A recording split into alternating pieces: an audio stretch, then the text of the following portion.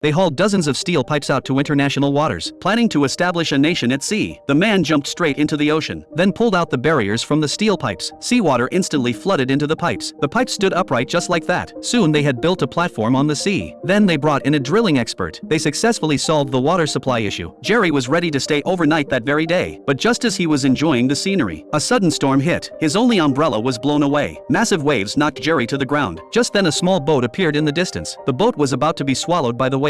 Jerry warmly invited the man to join his nation. The man happened to be an architect. With the three of them working together, they built a house on the platform. Soon they welcomed their fourth member. This man was a financial expert who had been stripped of his citizenship due to work issues. After hearing the man's story, they took him in. Following the man's suggestion, Jerry named this place Rose Island and put up a sign at the dock. They also built tourist attractions on the island. More and more young people were drawn to this place. Soon Rose Island became a tourist paradise. They made a fortune. Seeing the time was right, Jerry announced the official founding of the Republic of Rose Island. But this caught the government's attention. They debated the legitimacy of this nation and sent agents to investigate the island. The agent was captivated by the island's free lifestyle. He decisively renounced his original citizenship and joined Rose Island. The government refused to recognize this nation. They ran tons of negative stories about Rose Island, but this had no impact on Rose Island whatsoever. Instead, it made even more people aware of this place. The government received many letters requesting citizenship renunciation. With no other options, they had to negotiate with Jerry. If Jerry promised to abandon his nation building, he would receive $1 billion.